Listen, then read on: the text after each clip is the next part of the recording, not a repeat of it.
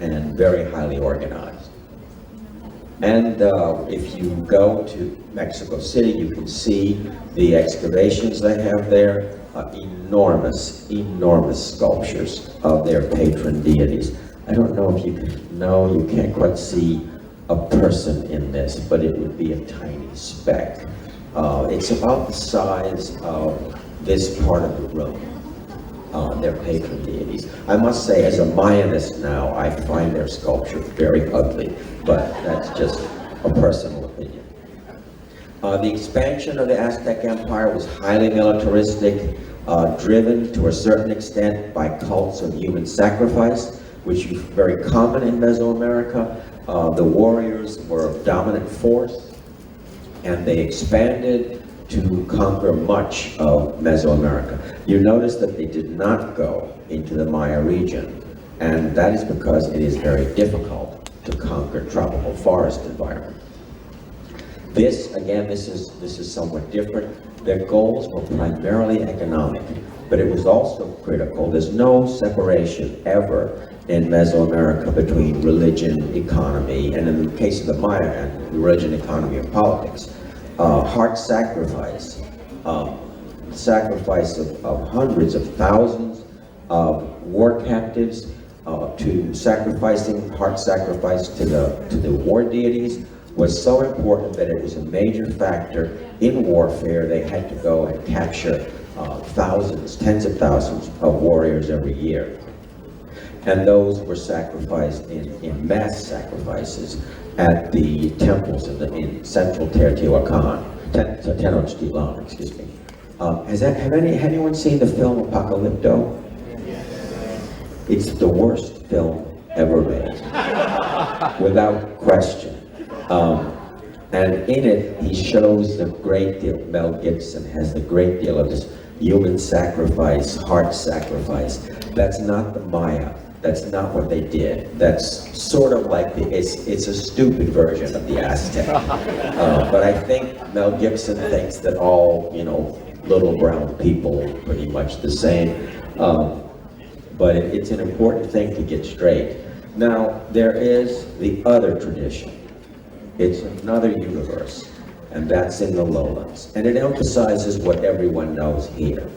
Tropical forest civilizations, that is a very difficult environment, a very fragile environment, and in that environment, you have to have agricultural systems, hydraulic systems that are very well planned.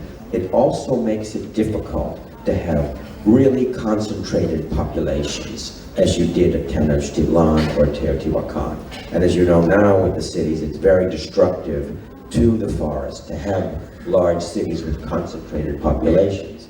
So, and the Maya civilization, again, being a tropical forest civilization, has many of those characteristics, those concepts that I believe came over the Bering Strait with their shamans really manifest themselves with the Maya civilization. People have been asking me, do I find it hot, and do I like chilies, and it's exactly the same climate. I just came from there, and it's exactly the same, and I love chilies as a consequence.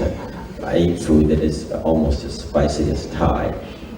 But you see this separate universe of lowland tropical jungle, and this is the Petani rainforest, and again, there's many characteristics along with Southeast Asia. Now, one of the big discoveries and controversies that has happened in the last 10 years, and we've seen this right now with Sungai Petani, the same thing, and that is that everything is earlier than we thought. The development of the Maya ceremonials in the cities is 4 or 5 centuries earlier than we thought. And you see this temple that hasn't been excavated. This is at the site of Nak Bay. The jungle here is 70 meters high. So you can imagine the height of this structure. And we find very large cities in this pre-classic period now. We're finding more and more evidence of that. Now, they don't have sculptures very much or writing. So it's difficult to understand them and much easier to understand the Maya. Now, you see this line separating the highlands and the lowlands, and again, these are just two different universes in every sense. The Maya civilization developed in the lowlands. I work in northern Guatemala, sometimes in Honduras, in the jungle where you have these large cities. By the way, in the Indiana Jones movies and the Tomb Raider movies, that you may notice they always show these jungle civilizations, and there really are very few of them. And what they show in the ruins is a combination of Khmer and Maya, always.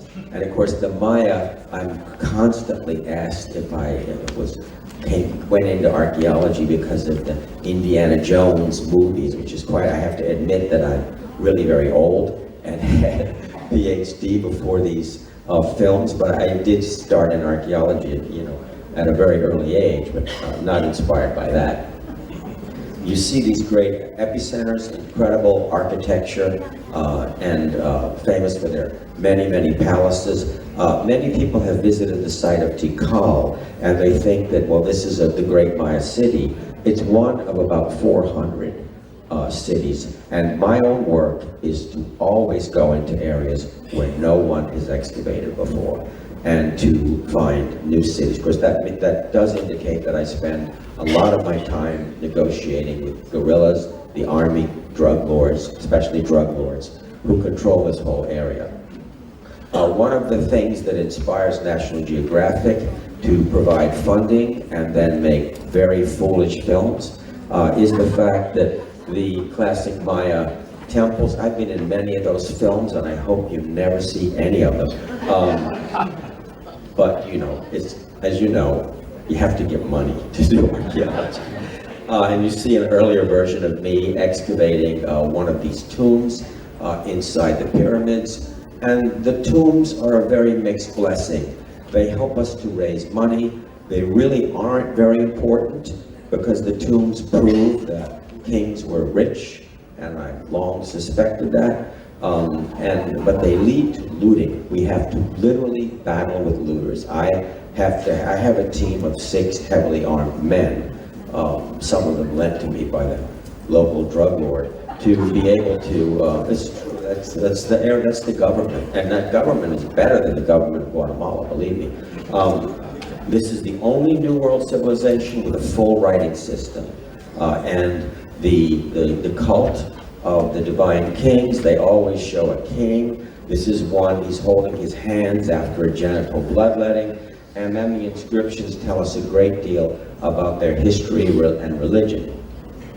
And the sites, as I said, cosmograms, and the expenditure on it is like Angkor, which is so wonderful for us today, but was a society that was crushing burden on the people to construct these great ceremonial centers. And something people don't talk about too much with Angkor or the Maya is much more expensive were the huge rituals that they had constantly. If you've seen some of the bas-reliefs or the processions at Angkor Wat, you would know.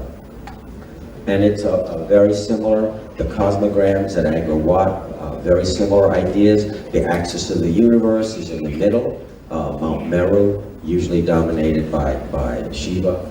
And the Maya sites have the same exact concept. The rituals, again, very expensive ones, and the center of the ritual was the divine king. This is very much like the Devajara cult of the Khmer. And as I said, this is the Dos Pilas, site that I excavated. These are huge cities. I spend a good deal of my time raising money, and I've noticed in the discussions here that everyone knows you can't do development and archaeology without having a good bit of funding. Now, the Maya civilization, there is another controversy about great cisterns and reservoirs. As you know, you've just come off or still in the dry season, and in the tropical forest, that when you have a long dry season, significant 3-4 months, there is a scarcity of water, even though you're in a very humid environment. And so we've been finding, these are from 2 sites that I've excavated, we've been finding these great cistern systems. And the controversy is how important were those to the civilization, and how much was the state involved? This is the same controversy they have for the Khmer, with their water systems and their berets, and the question of whether or not that was simply supporting the main ceremonial areas, or was important to the whole civilization. And again, like the Devajara cult, the Holy Lord, the axis of the universe, was the center of this. He was semi-divine and a conduit to the deities. In the case of the Maya, the central ritual of the Maya state was royal genital bloodletting.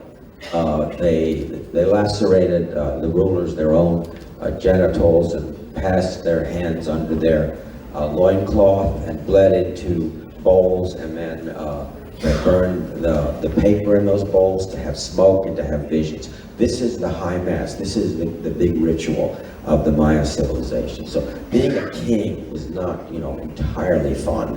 In fact, I think that I've always proposed that they should require this of modern political leaders, and we would get much more sincere leadership. I'm glad you support that. Given the way the American elections are going, I think it's a really important concept. Now again, the burden on the people was very great, because all of these sacred goods were required for the Holy Lords: jade, quetzal feathers, pyrite. These came from very distant areas, and so they had large trade networks to acquire these, as well as practical goods.